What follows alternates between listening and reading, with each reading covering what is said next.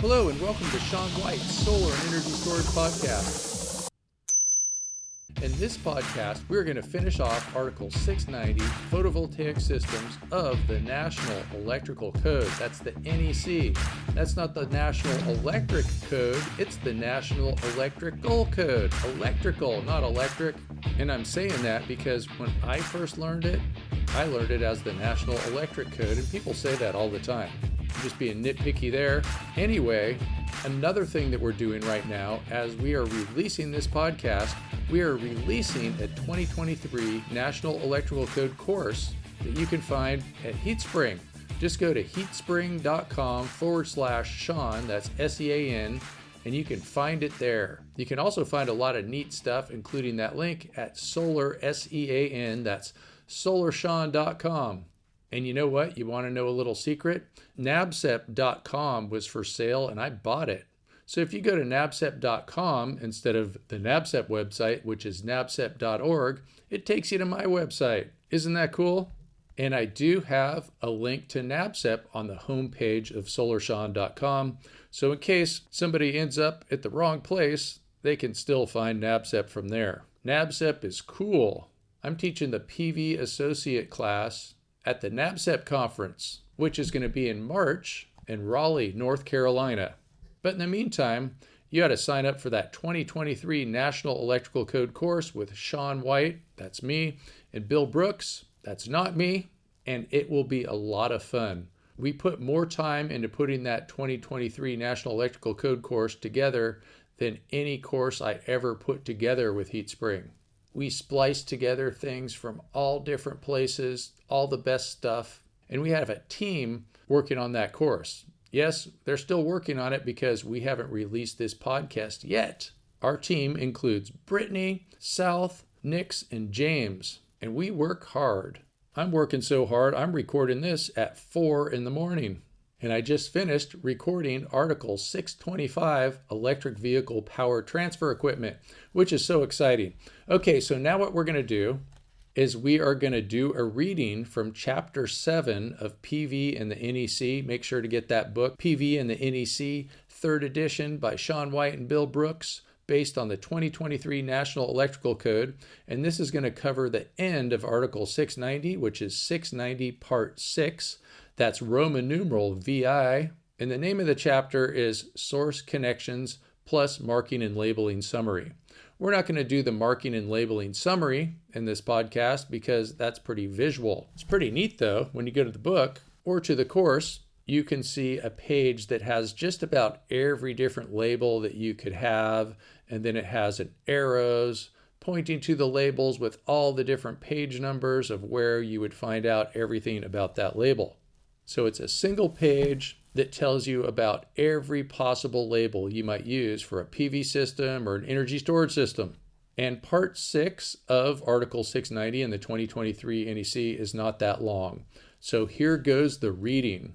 In the 2023 NEC, there was a lot of rearrangement towards the end of Article 690, and the 2020 NEC version of this chapter in PV and the NEC covered 690 Part 6, Marking, 690 Part 7, Connection to Other Sources, 690 Part 8, Energy Storage Systems, and other material no longer in 690 as of the 2017 NEC. Bill and his Code-Making Panel 4 friends, that's Code-Making Panel 4, the people that do Article 690 and some other articles, him and his friends were busy consolidating and rearranging for the 2023 National Electrical Code, and now we are left with just one short Part 6 to finish off 690. Want to hear something funny too? Somebody pointed out that on the Kindle version of this book, there was some typos, like multiple, and instead of Part 6, they put Fart 6. Ha ha ha. We thought that was kind of funny, and the publisher was a bit embarrassed. Maybe they fixed that fart. 2023 NEC 690 Part 6 Source Connections. This reduction of parts does not mean that all of the other requirements that were in this chapter are gone. They just moved things and got rid of the redundancies and irrelevancies. For instance, marking requirements for the rapid shutdown sign were moved to 690.12 rapid shutdown. Some of the marking requirements disappeared since they were not saving lives and property, which the NEC is for. Other marking requirements did not need to be in the NEC since things like AC PV module specifications are already required to be on the backs of the AC PV modules according to the UL listing. What we have decided to do to keep this chapter long enough to be a chapter and to help you have a single place to go for all of your marking and labeling requirements is to include marking and labeling in this chapter beginning on page 155. Many of these requirements are in other places in this book. However, people like having a single place to go for all of these requirements. Outline of 690 Part 6 Source Connections. In the 2020 NEC, we had Part 4 Marking and Part 7 Connections to Other Sources. So here we are with Part 6 2023 NEC. We have 690.56 Identification of Power Sources, which was formerly 690.56 Part 6 Marking. Then we have 690.59 Connection to Other Sources, formerly 690.59 Part 7 Connection to Other Sources. And last but not least, we have 690.72 Self-Regulated PV Charge Control, formerly in Part 7 Energy Storage Systems. And this includes 690.72.1 PV source circuit matches current and voltage of battery cells, and 690.72.2 1 hour is less than 3% of the charge requirement. Now we're going into 690.56 Identification of Power Sources. In the 2023 NEC, all 690.56 does is send you to 705.10 Identification of Power Sources. To abbreviate here, power sources need labeling to show location and to say, caution, multiple power sources. That was in caps, by the way. A new 2023 NEC thing is we need to leave a phone number. For details, go to page 195. OMG, what's the number for 911? Sorry, blonde runs in the family. Yes, our book has jokes in it. Once we got a bad review because somebody didn't like our jokes. Seriousness, God. Okay, here's a text box. With PV systems, energy storage systems, and the grid, we can have power pushing in all directions. Therefore, it is prudent to identify what is going on for those who will be puzzled in the future. As the future happens, we will see more things connected, and with energy management systems, aka power control systems, we will discover that more things will be networked to work in harmony for a better grid experience. 690.59 Connection to Other Sources is very brief and sends us to Article 705 Parts 1 and 2. 705 Part 1 General, that's most of 705, and 705 Part 2 Microgrid Systems, about 1 page of 705 to the end. And we cover this in a different place in this book.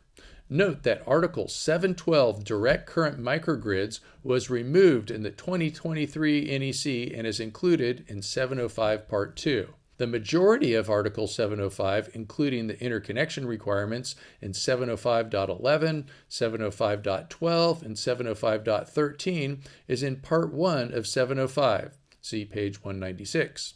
690.72 Self-Regulated PV Charge Control. Self-regulated PV systems have the benefit of not needing a charge controller, but have the drawback of not being able to work at the optimal part of the IV curve. These systems are often designed so they will operate towards the VOC, that's open circuit voltage, end of the IV curve, so that an overcharge will not occur, or they can be designed so that the PV is undersized relative to the battery, yet so is the load. With the advent of less expensive and more reliable PV electronics, self-regulating systems are less common. An example often used for a self-regulating system is a buoy in the ocean with 35 solar cells charging a 12-volt battery to operate a flashing light that takes very little energy. Another example is my small solar module that used to keep my old internal combustion engine, that's ICE car battery, topped off when I went away for extended periods of time. No charge controller is needed. 690.72 says a PV source circuit shall be considered to comply with the requirements for charge control of a battery without the use of separate charge control equipment if the circuit meets both of the following. And both of the following is 690.72.1 and 690.72.2. 690.72.1 matching PV to the battery. The voltage of the PV should match the voltage of the battery or batteries, paying attention to the IV curve.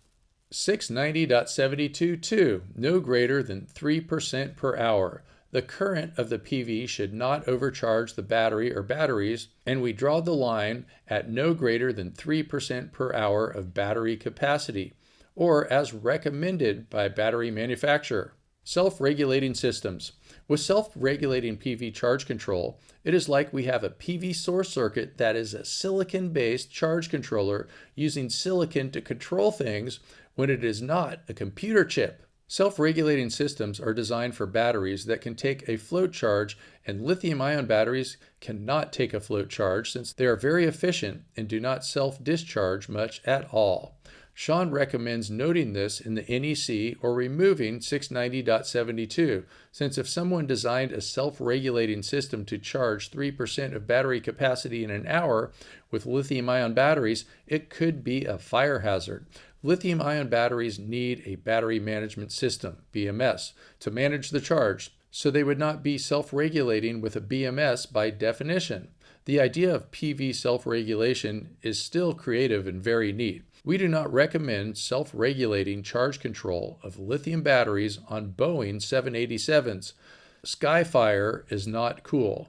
This is the end of 690.